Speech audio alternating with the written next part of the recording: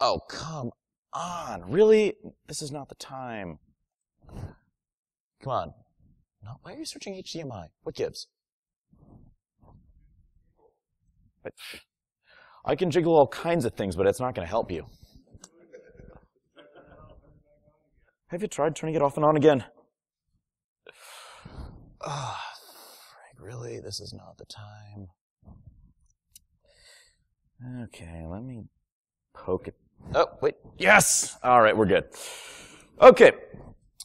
So the pun is CSRF is a pronounced sea surf by some people. I think that's the dumbest pronunciation, but whatever. That's the pun I'm going to go with. Thusly, surfing the seas and drowning in tabs.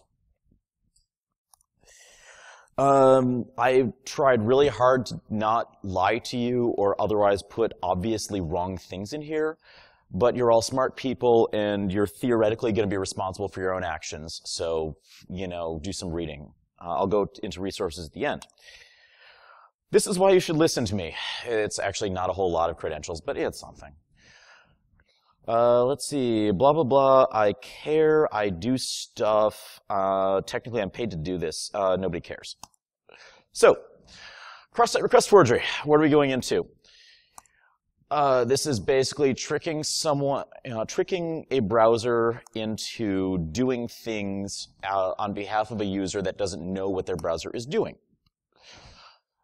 And these are whatever. It's the browser doing stuff that the user doesn't realize. It's very similar to this. So if you're not familiar with the cordyceps, this is that zombie mushroom that literally turns ants into zombies. Spore hits the ant on the back of the head. The ant freaks out for a bit. If you see a video of it, it's really creepy because the ant's like, get out of my head, get out of my head. And then it starts zombie walking up to the right height of a stem, clamps really hard and into the stem, dies. And then a mushroom pops out the back of its head. Yeah, this is the stuff of nightmares, and it's really cool. Anyway, cross-site request forgery, back where we started with. So you know how people, like, leave stuff in tabs? You've got these tab browsers, and you just, like, leave your mail client open, you leave Twitter open, you leave some other, you know, Amazon, whatever you're going to buy later. You've got all these tabs open, you just leave them open. You leave your session running. So, like I said, webmail, social networks, tabs left open forever. Who even logs out anymore? There's this remember me at the login. And let's be honest, we're all professionals here, much worse with users. Now, I say cross-site, and your first thought to fill in the gap, when I say cross-site, you're thinking cross-site scripting, right? Not the same. Cross-site scripting is way worse, but we'll get to that when we get there, because cross-site scripting is a lot simpler. Cross-site request forgery doesn't require scripting. I've got a demo to prove that. Cross-site scripting is about trust from the user to the site. Request forgery is about the site trusting the user's browser, which does not know any better because it's a thing, it's not a person. So let's bring us up to the same page, because I'm going to throw a few terms around. I want to make sure that we're on the same page. DOM is document object model. That's a JavaScripty thing. I'm going to say DOM every now and again. I don't mean in terms of sub. I'm going to use the term. I'm going to say SSL every now and again. I don't mean 2.0 or 3.0. You know that I mean TLS, but just it's that S in HTTPS and whatever. Token is a string of characters. In the context of my talk, it's going to refer to an unguessable string or a substring, whatever. CAPTCHA, it's that thing where you can't read the text. I hate this acronym so much. You don't get me started. Anyway, let's get started. First off, this is your most trivial case of cross-site request forgery. It's an image element, positioned way off so the user doesn't see it, and it's telling the browser, hey, do a GET request on this thing. Browser is very diligent about, oh, let's send a GET request. I'm expecting an image maybe, but yeah, let's go do this. Well, except for, oh, let's see if I can do this right. Oh, man, PowerPoint, you are awesome. So there's this little bit that says delete, and that's like totally not a thing that an image should say. But this can be a little bit more complicated. Now, let's go punch the demo gods in the face. So, oh, come on, please let my keyboard actually bloody work, because otherwise it's going to be complicated. That one. It's weird to do this with the on-screen keyboard, because like the bendy keyboard doesn't sense that it's actually supposed to be working. So, yeah, kind of, like I said, I am playing this for realsies. So, this is my vulnerable contact manager. It does stuff. I might even still be logged in, which is entirely possible. Or not. Oh, come on. Bam. So I'm logged into this thing. This is my website. This is where I manage my contacts, assuming the internet moves at any reasonable pace. Okay, so I've got like, these are these people that I know, and they're all cool people, probably. I don't know, I've never met them. Doesn't matter. I've got all this stuff. I'm going to go about my business. Leave that open because there's people I want to talk to later. And, come on, pointer. Bam. Okay. While I'm off browsing, I'm going to go to this other website because, I don't know, somebody sent me a cool link or I got phished. Goodness knows who cares. There's this other website that I'm going to, and assuming that Azure keeps its shit together, then it will navigate. All right, yeah, here we go. So, first things first, I'm just going to this website. Oh, hell, malicious image element. I want to know how that works. And it's going to take a little... Oh, this is like totally benign. What gives? Well, that was disappointing. So, oh, wait, here, I want to check out my contacts. Let's reload this and see what happens. 1, 2, 3, 4, 5. What are you? Come on, just... Oh, did this one dork up? Oh. Okay, demo gods are having revenge, but whatever. Short version, literally, my demo is muddled up, but whatever. This is how I play hardball. The short version is one of these things, this guy, which theoretically is going to send a packet that looks a certain way. I'm going to have to... Screw it. I'm going to switch my slide. Switching back to my slides. So, because, let me just say, this is how I roll, and I know it's in here.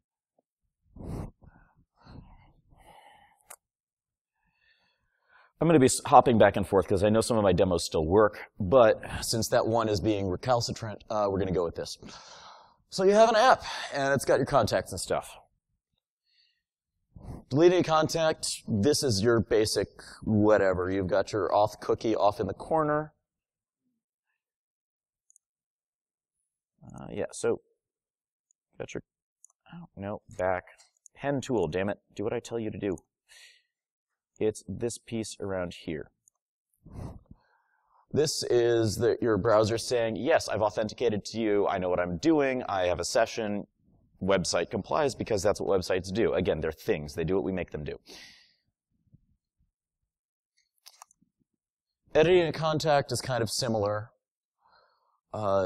Kind of the same business. You send a cookie that says, I know what I'm doing, you send some stuff in your post that says, this is what you're doing. And that results in, oh, hey, a delete takes a thing out. So your browser malicious site, like I showed you, it looks a lot better here because it's not squished over because media queries are dumb. Actually, media queries are really awesome, but this is not the time.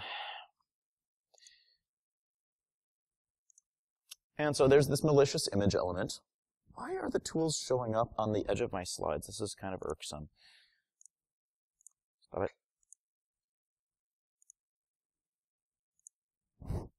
That's not making it go away. Well, okay, the bottom edge of my slides is going to have some issues, whatever.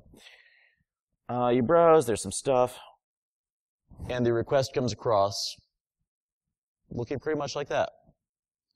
The browser does not care. The browser's like, oh, I know that site. I've got a session there. sends your session cookie along, does whatever action it's told to do. Oh wait, something disappeared. Well, that stinks. I'm going to try this again, and goodness knows this is either going to be awesome or terrible. But hey, whatevs. Let's go back. Less trivial example. So, like I said, we've got stuff here. We have contacts. Oh, I'm at this benign-looking site again. What do you know? Are you kidding me? Did not... Oh, I wonder if I didn't republish this one properly. Oh, that stinks. Screw it. Technical difficulties. I am back to slides. Switching to all range mode. Either way. So, another benign-looking site. The core of it is going to have an iframe, a form, and there's some little bit that's a bits of form. Like I said, this can be just wrapped up with a little bit of CSS thrown way off the frame that the user never sees it. The user's probably not going to notice. They're not going to care. But basically, this is submitting a form to your vulnerable site because the user browsed somewhere. It doesn't take much. It does not have to even be properly formatted because browsers are extremely tolerant of things. Like, oh, I cannot draw for crap right now because mice are terrible. But yeah, it says pwn.submit. That is, I gotta be better at naming stuff. One of the major computer science problems. Anyway, so this is what you wind up with. Malicious site sends all sorts of stuff, and your browser just plays along because your browser doesn't know any better. And so it winds up with because that happens. I've got a JavaScript example too, but like I said, recalcitrant demos. Hey, I'm actually glad I made these slides. And so this is roughly what a JavaScript example would look like. You can use jQuery. That makes life a lot easier. I hate using jQuery except when it makes my life easier, which guess what it does. Ajax to a vulnerable endpoint. JavaScript APIs are just as vulnerable as regular posts. It sends off a very legit-looking request. Okay, really? I am sick of these little buttons getting in the way on the bottom of my slides, and I can't fix that right now. It's in presenter mode. Oh, man, you're making this complicated. Worth a try. Ah, yes. Okay, thank you. You fixed it. Oh, I moved the mouse off the frame, and it just takes its time. Anyway, I don't need to draw on this. I'm not going to dick with it now. So anyway, legit-looking request. Goodness, more shenanigans. Somebody has added a contact that was not there before. So, let's go do some defense. Because frankly, it is really useless to just talk about pwning things. Everybody knows how to pwn things. Script kiddies have known this for decades. What matters is most toolkits, most platforms will provide you the means of defending yourself. Pretty much any platform worth its salt will give you everything you need to do this stuff properly and securely. I'm using Microsoft MVC because that's what the easiest demos were available to me. There are toolkits available for damn near any platform that is worth using. Short version, you prep your form, you have a little thingy that's literally just spits out a hidden input element with some unguessable token. Cryptographic, pseudo-random, I don't care. Unguessable is the key part. Actually, let me go back a sec because I'm not even explaining why this matters. Because I'm going to have to hop back and forth because I should have practiced this better, but whatever. All right, so how did this happen? Request looks like the real thing. Your app doesn't know who really sent the request. And I'm going to show you how to deal with that. First off, with the malicious image element, as I glossed over because bad demos, if you're making state-changing actions, you need to require something more than an HTTP GET. A GET means I'm just reading things. If a GET can actually change state on your server or on your application, change that. GETs should not be state-changing. But that's not enough. You're going to have to go a little bit better because, like I attempted to demonstrate, you can get damn near anything to do a post for you. It's a little bit of JavaScript, and jQuery makes that super easy. One tactic is require the user to re-authenticate every time they're doing something state changing. If you don't have one-click shopping on Amazon, you basically have to punch in your password anytime you want to see your existing orders or you want to complete an order. Because even if there is some cross-site scripting flaw that they've got, you have to re-authenticate to say, no, really, I am me, not just some bot trying to spend my money. There's also CAPTCHAs. Those are annoying as crap, but they work sometimes. Okay, that's a lie. They don't work. If you've ever browsed a porn site, then you wonder where those CAPTCHAs come from. Most likely, that's a bot serving you someone else's CAPTCHA, getting humans to read CAPTCHAs for someone else's bot. But including a hidden token in the post. So there are 3 possible patterns. There's the synchronizer token pattern, there's cookie to header token pattern, and encrypted token pattern. My demo involves cookie to header because that's what MVC builds into it. Like I said, reauth, well, we'll go in order. You have to prove yourself that you're human. Reauth is nice because even if there's a cross-site scripting problem, the malicious script does not know your password, and theoretically it won't guess a CAPTCHA for you. This is fairly resilient. It's just annoying. And so eventually, if you're using the reauth method, at some point, your users are like, I don't want to deal with this. This is annoying. So you want to keep your users happy. You want your website for buying stuff or handling money or whatever simple. So there's those other things, the token patterns, whatever.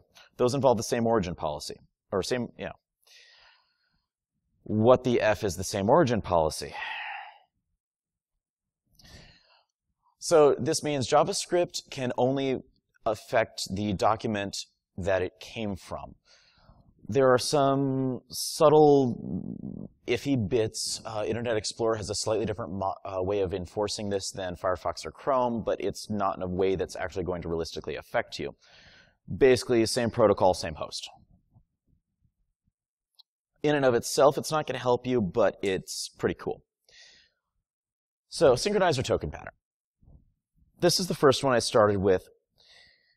It's not perfect, but it's reliable. It does the damn job.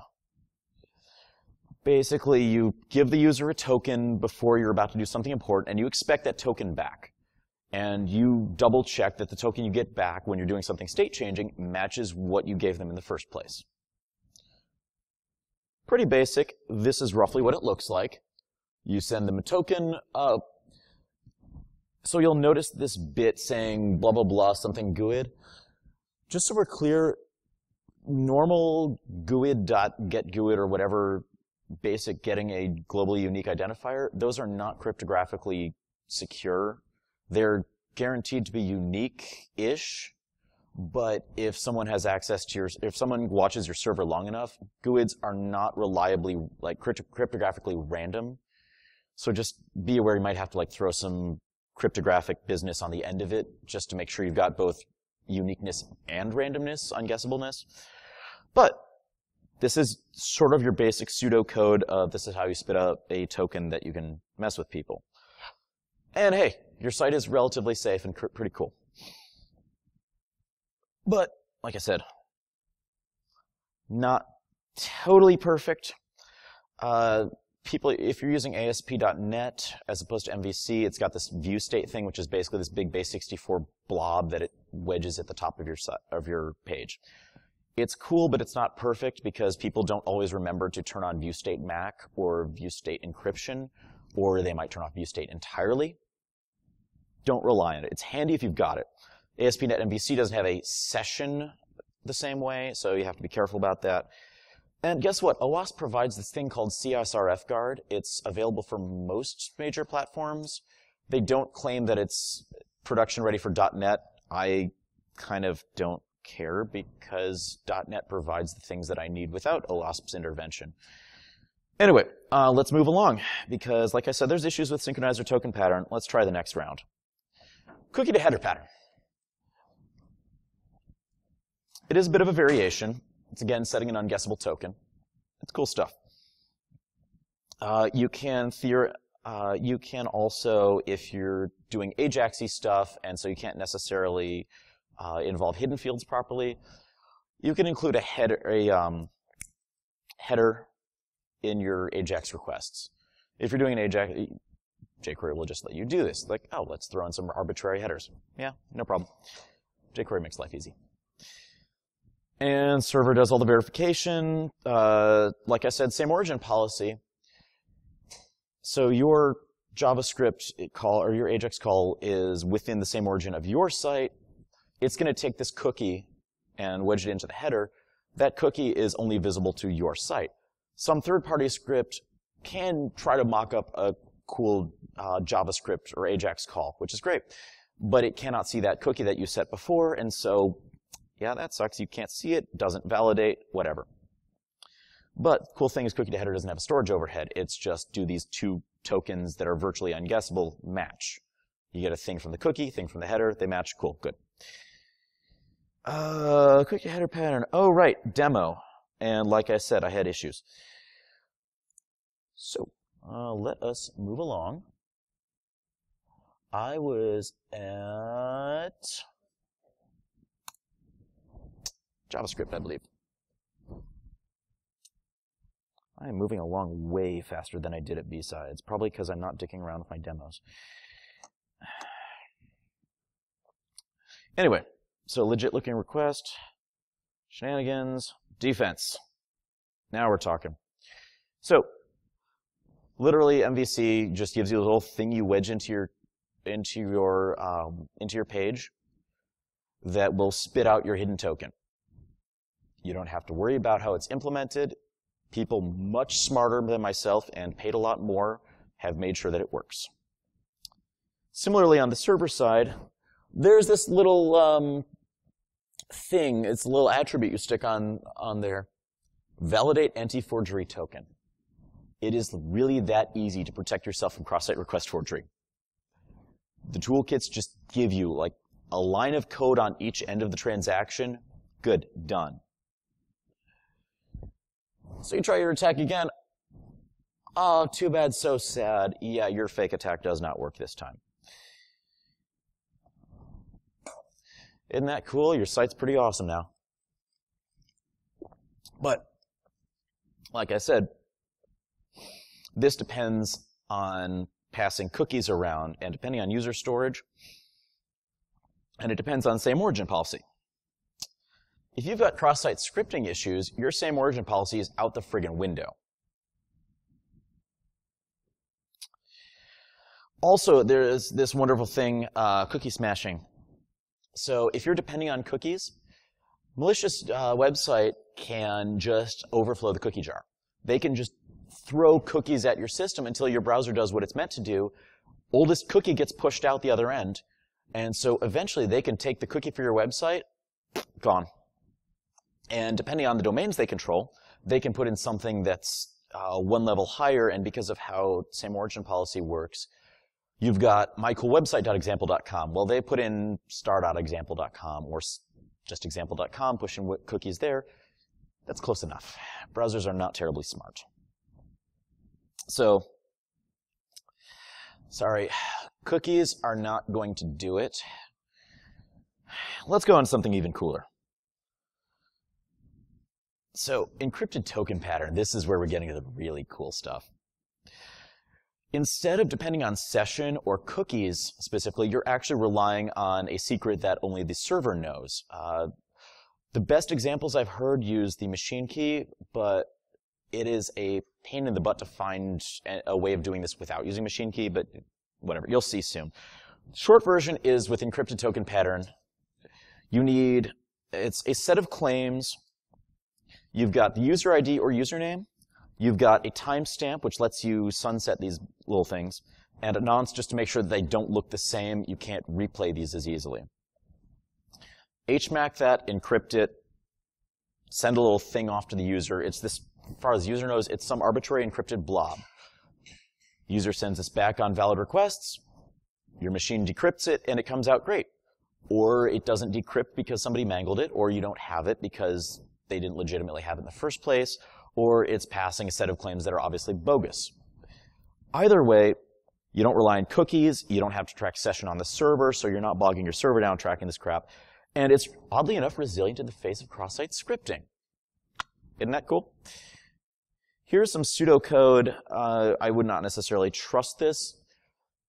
Funny problem, it's actually really hard to find a good, solid implementation already out there. I found a couple, but I'm not going to mention them because I haven't had the time to actually walk through the code and vet that they're actually solid, but they were calling the right appropriate crypto functions. Anyway, this is roughly what your stuff would look like. Username, date, time, get nonce. I'm going to leave the implementation up to you because in my code, it throws a not implemented exception. Well, I'm not going to put example code out there for people to use. That is how bad code gets out in the wild in the first place. But yeah, you throw together a set of claims, put it to JSON and UTF, put it in text and encrypt it and whatever. This machine key .protect is built into the Microsoft platform. I'm sure there's an equivalent on whatever your chosen tool set is. If there's not, pick a different tool set.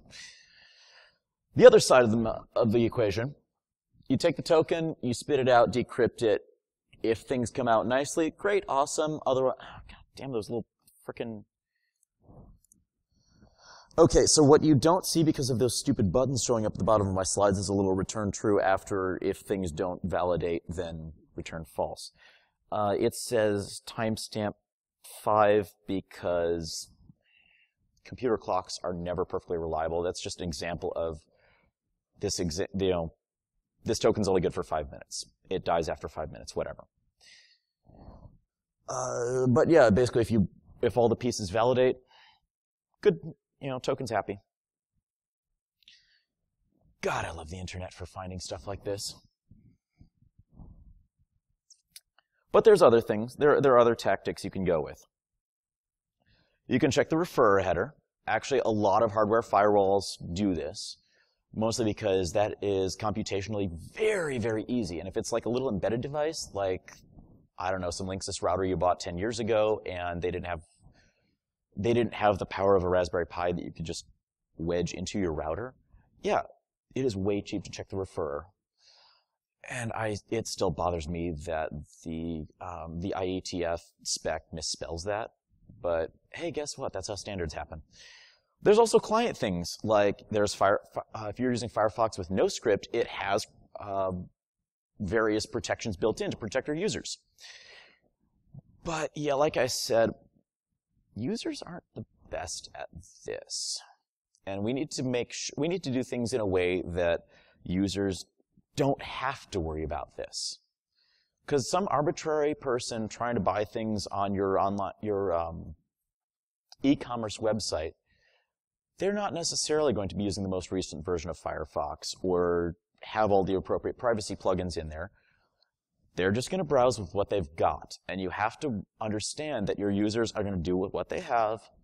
And if at all possible, don't piss them off, but try to keep your stuff moderately secure. So I ran through that way, way, way faster than I planned. But like I said, this was roughly a 35-minute talk that I crammed into 30 minutes at B-Sides, and having my slides totally ready to go. I guess I can give 10 minutes of trying to get my demos to work, but gracious, I don't know. I've gotten this far. So I'm going to point you at some interesting resources because this is where I learned about this. Frankly, OWASP is a wealth of information. If you're not an OWASP member, you don't have to be, but I recommend it highly. Their wiki has goodness knows how much information. Troy Hunt is one of my favorite people because he's just always developing interesting stuff. Guess what? Cross-site request forgery has been on the OWASP top 10 for, since well before 2010. So a guide from 2010, still valid. I'm not kidding you. Wikipedia gives you good info too. I found a couple of other things from various websites. The links are up there. And I'm going to leave it back on this slide when I'm done, but short version. Thank you for showing up for my talk. I wish that my demos worked, but I'm really debating. I think the demo gods are getting revenge on me for threatening them so much. It happens. You can ask me questions or make comments heck, if you've got a soapbox, I've got space up here.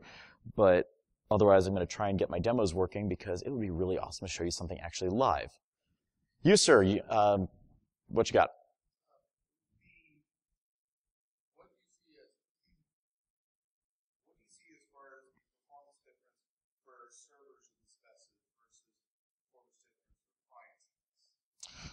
All right, did that come across recorded? Okay, the question was, what do you see as the performance difference for the various techniques? I'm getting that right? Cool. For client and server. For client, it's really not that difficult. It's just an additional thing to pass along. With how websites are these days, there's the single-page applications. Everything is really JavaScript heavy. So one extra form field to pass along is a drop in the bucket. As for the server, it depends on what volume you're taking on. If you're handling, hundreds of users at the same time, I can see how bloating, tracking session for each individual users kind of bloats up.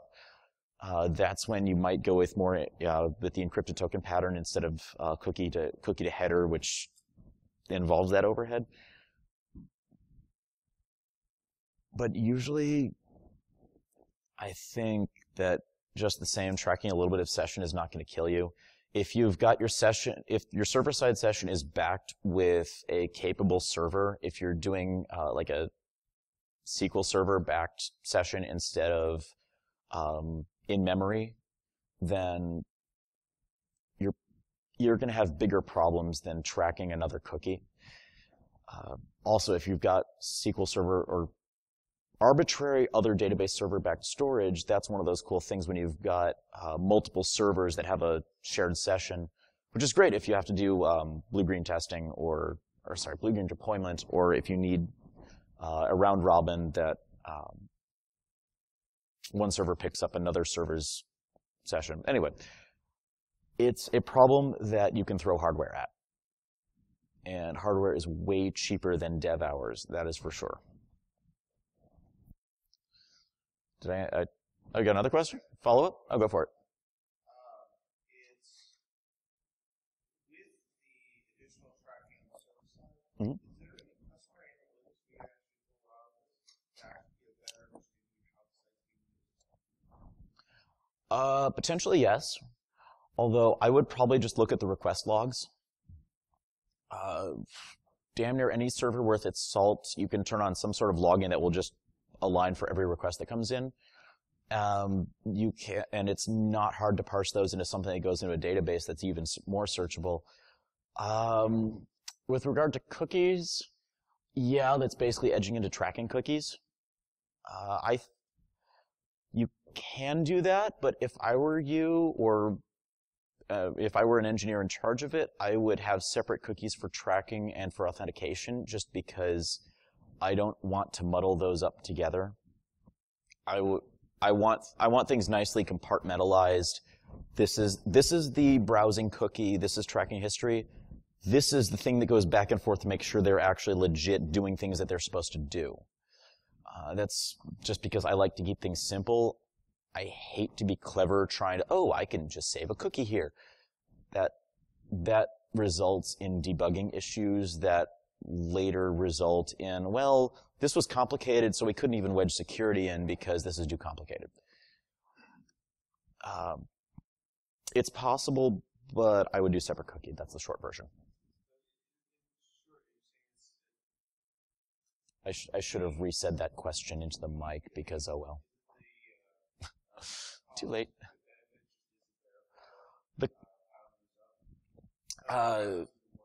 So the question is, now I'm going to remember to say the question back into the mic. It's about cost of benefit of those.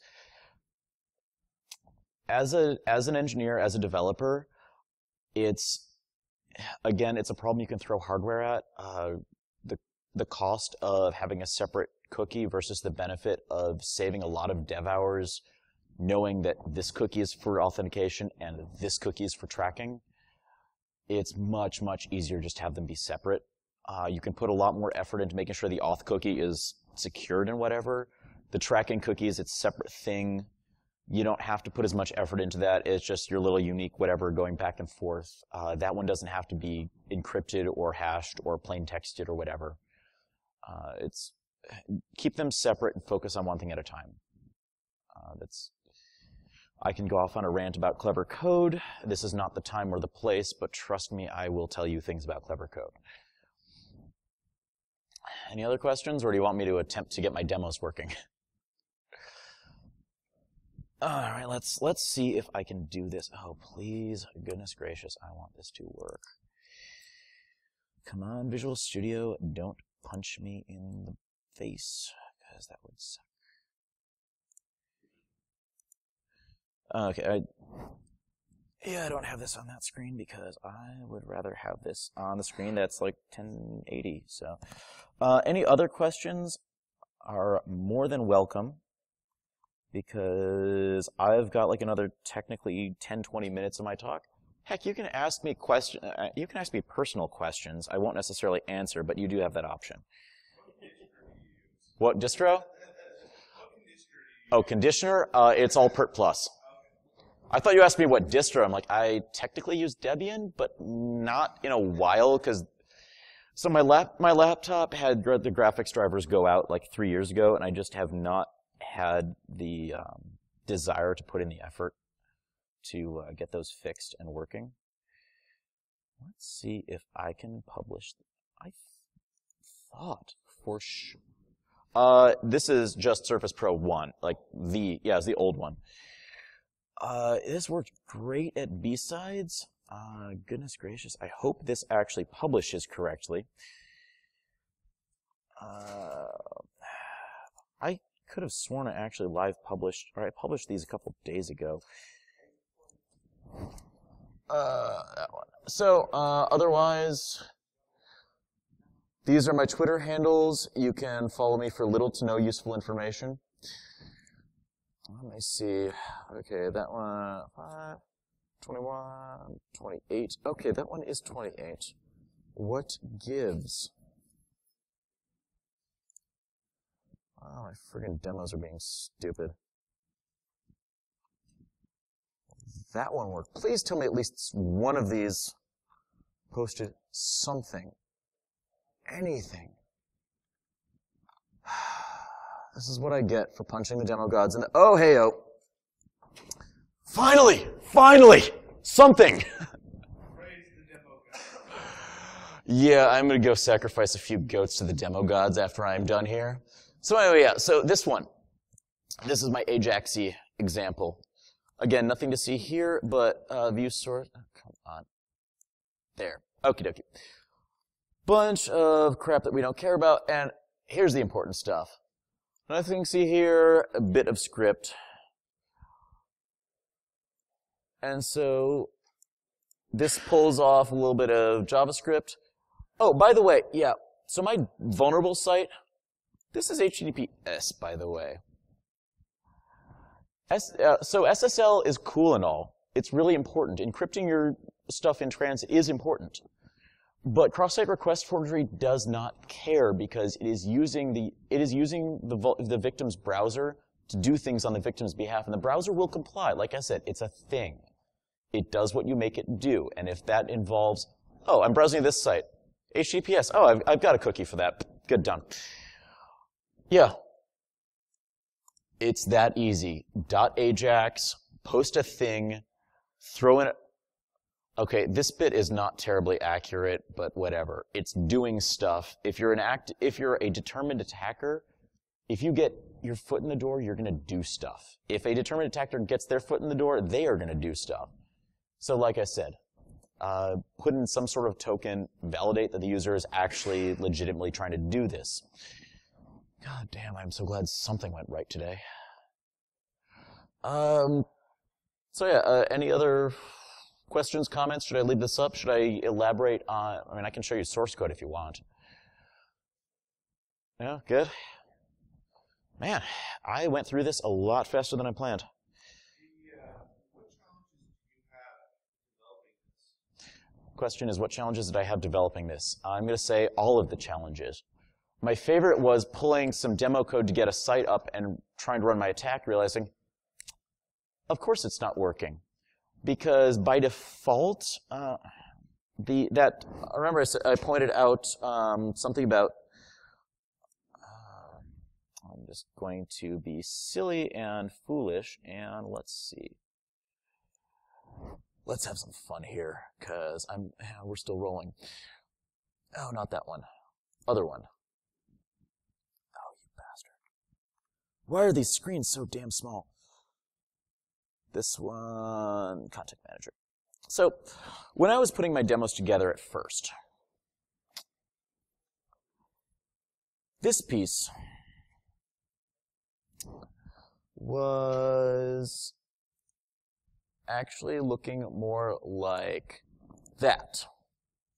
So I tried to run my attack, and the example code actually was already implementing the cookie-to-header pattern, because apparently MS is actually getting better about these things because their back is against the wall. So I'm trying to run my attack, and it's like, oh, the demo code's actually secure. Crap. But yeah, it was a matter of comment that out in my controller. So what I intended to do was publish this, show off the code, take out the validate anti-forgery token bits, and then republish. But my demos are being, like I said, recalcitrant, and so there's only so much I can do. But yeah, literally it's a matter of this little attribute that says validate anti-forgery token, and it kind of, oh, come on. Why do I not have cut as a, there we go. So that's what it's supposed to look like. Other things, this is MVC specific, but I'm sure that whatever framework you go with has something equivalent. Little attribute saying, this is specifically a post, not a get, not a put or a delete or any other HTTP verb. This is a post. Thusly, require post. So, like I said, going back to my example involving malicious image elements, images are always an HTTP GET because the browser is expecting a static resource. If a GET is state changing, you have big problems. Educate your developers that GETs should not be state changing. Your devs are probably going to be like, yes, I've been harping on business, but this business will not pay for it. But once you show them a list of stuff you found red teaming, they might be more amenable to making the change. Otherwise, there's a lot of Microsoft-specific toolkit-y stuff, but I'm sure you can read enough code to figure out that's what stuff is supposed to be. Just delete confirmed business. Oh, that's just, because that's what it's supposed to look like. Require a post, validate your token. There's also this funny authorized business, but like I said, cross-site request forgery is all about using the existing session of a vulnerable user. You're using their same authenticated session. So like I said, SSL is good. That's preventing a different sort of attack. Requiring authentication and checking that the user is legitimately, legitimately has their permissions to do what they're doing, that's a different sort of problem. But cross-site request forgery is funny in that it's using a vulnerable browser and telling this naive thing that does what it's told to do something on behalf of a user who doesn't know, what they're getting into. Any other questions? Because otherwise I can keep rambling for like another 10 minutes, but we're at about 11:50 and Sir Arcane, another one.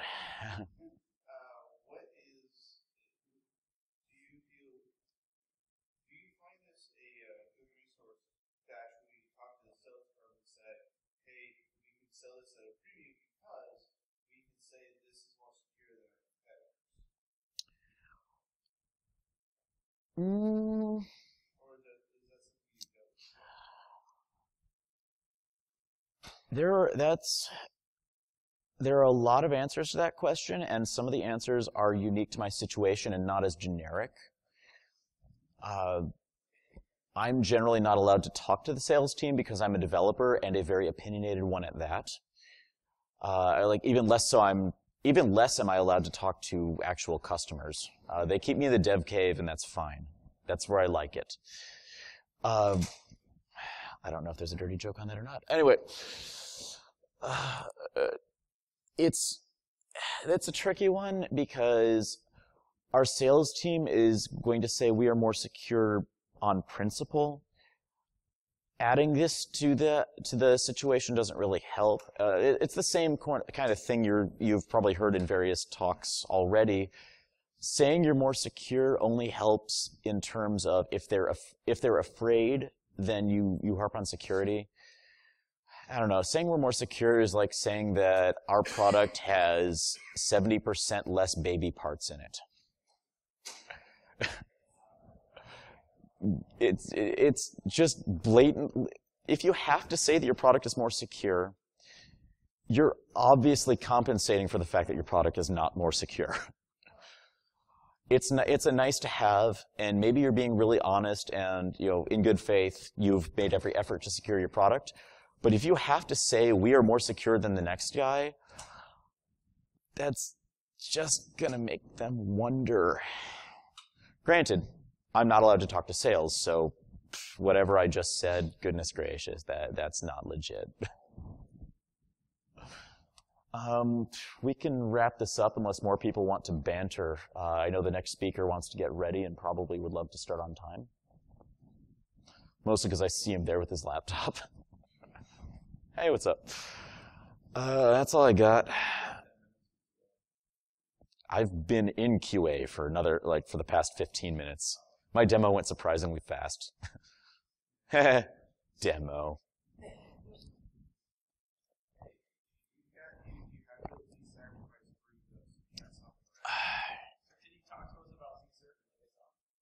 Yes, I can. I don't know how JSON fills into this business, but I'll give a quick rundown for the guy who just walked in.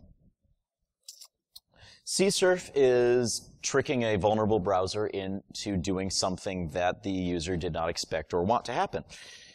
I've got good examples in here. Yes, this is roughly what a malicious packet would look like.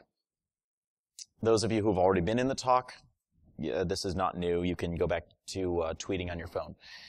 But this is roughly what it would look like. Legit packet, there's a session cookie, there's some junk that's passed along, posted to do stuff. I forgot the second half of your question, but it was more or less explaining or demoing or something. Oh, Jason. All right. JavaScript version. There's your JSON. jQuery makes everything easy. Throw stuff together in an easy-read format, send that crap off to a vulnerable server or, under the guise of being a legit user, and hey, it works. Actually, this was the one demo that actually worked. That's the funny part. Say what? jQuery. So query as in querying a database, but with a J on the front that I'm assuming stands for JavaScript. It could stand for just kidding for all I know. I really don't care. But yeah, so this example, hey, where's my cursor? There we go.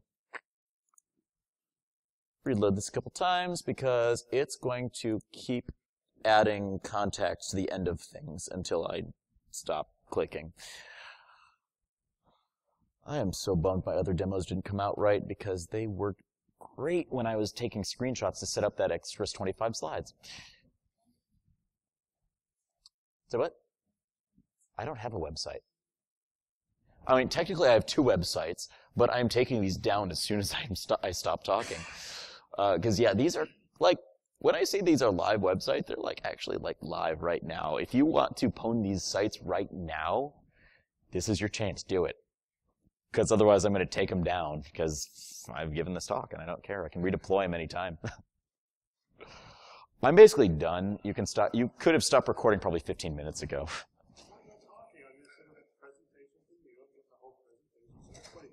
The whole presentation is me bantering into the camera with a Bloody Mary in my hand. Sorry, with a Bloody Mary on the podium. Now there's a Bloody Mary in my hand. Let's see. Otherwise, how would I put this? That should be enough useful info that... hold on. Let me go back to... There. That's how you cyber protect your cyber resources from cyber attacks from cyberspace.